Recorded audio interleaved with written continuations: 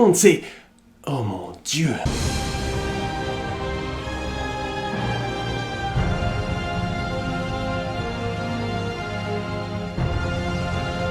Et merde.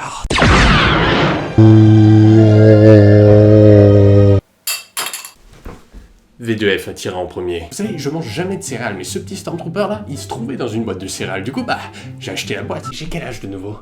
20 ans? C'est plutôt ce joujou qui devrait vous intéresser et vous demander très certainement, mais bordel, c'est quoi le lien entre cette intro et cette mise en scène dite de Tarantino et le sujet de la vidéo? Eh bien ça a été imprimé en 3D. Non. Si. Non. Si. Je sais, c'est fou, je veux dire, regardez-le bordel, les détails, la peinture, le tout, on dirait le vrai. Si ça vous intéresse, je vous ai mis le lien de là où je l'ai trouvé dans la description, vous pouvez soit l'imprimer vous-même en 3D, le modèle, ou bien il vous l'envoie, c'est ce que j'ai fait, parce que si je devais imprimer ça en 3D, moi, non, ça aurait été pas aussi joli. Et plus, il vous envoie ça avec une tonne de papier bulle. Star Wars, papier bulle, les mecs de ma mini factory, ils savent combler un homme. Et c'est justement quand j'ai vu cette finition que je me suis dit, bordel, comment ils ont fait?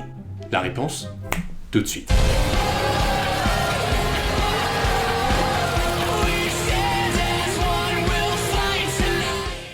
À part si vous avez quitté la Brisson il y a une semaine, vous avez forcément entendu parler de l'impression 3D. Je veux dire, on voit ça partout, on a l'impression que c'est cette idée géniale qui vient juste de naître, sauf qu'elle est née il y a plus de 20 ans. Ouais. C'est en 1983 que Charles Hull a eu cette idée parce qu'il était frustré du temps que ça prenait pour faire un simple prototype en plastique. Donc il a bossé là-dessus à fond dans son temps libre et le premier objet qu'il a enfin réussi à imprimer en 3D, c'est une œillère. Ouais bon, il faut bien commencer quelque part. 3 ans plus tard, ils font 3D Systems qui en 1988 va lancer la première imprimante 3D, la SLA 250. This is so that the designer can directly make a prototype from the image that he has on the screen of his terminal.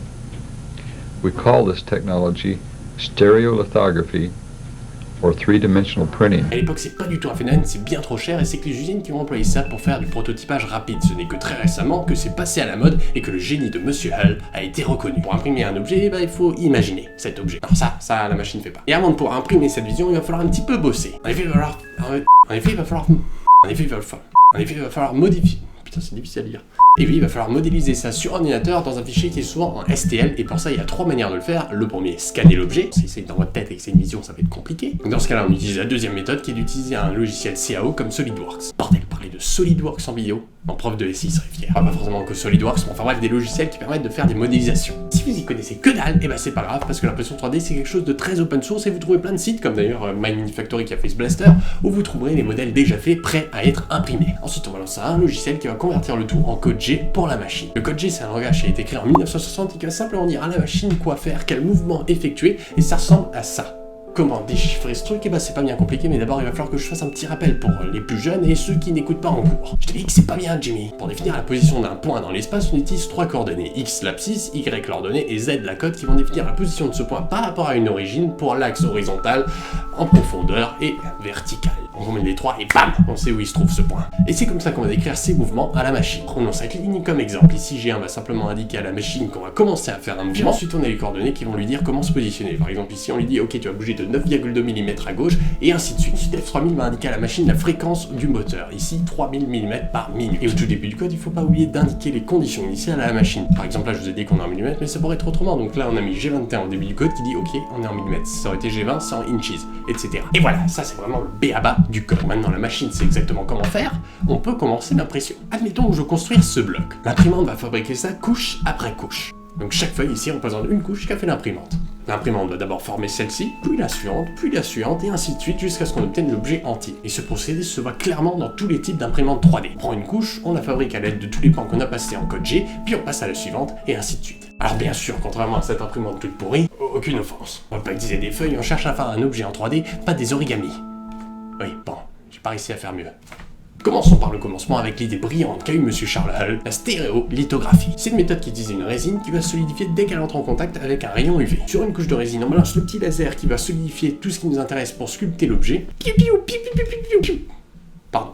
Une fois bien solidifié, on descend l'objet, on rajoute une couche de résine et hop là, on recommence avec le laser qui fait ses petits points et ainsi de suite. Et donc le procédé se fait des milliers de fois. La résine qu'on n'a pas utilisée, c'est cool parce qu'on pourra encore l'utiliser pour une prochaine impression. Un autre procédé, le FDM, a été inventé par Scott Grump quelques années plus tard après ce premier procédé. Et aujourd'hui sûrement le plus répandu, en tout cas pour les usages personnels. On va prendre un fil en plastique qu'on va chauffer jusqu'à le porter à fusion, puis ensuite grâce au code G, donc la petite machine elle sait où balancer les petites gouttelettes, les positionner pour faire sa petite couche, on continue, on monte et pouf, on a créé l'objet.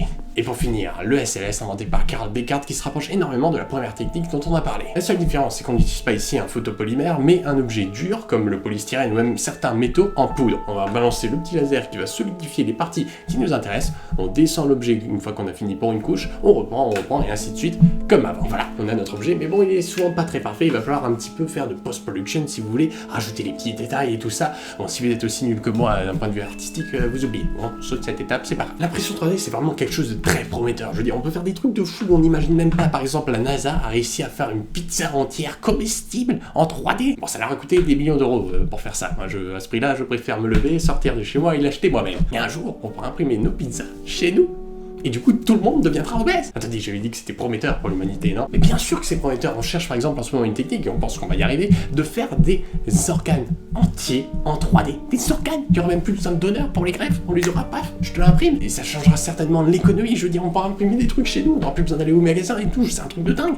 Et certains parlent même d'une révolution industrielle. Et maintenant, vous savez tout ce qu'il y a à savoir sur cette nouvelle technologie. C'était VDF.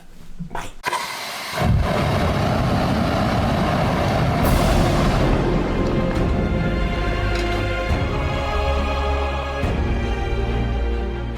What are you waiting for? Do it! Just do it!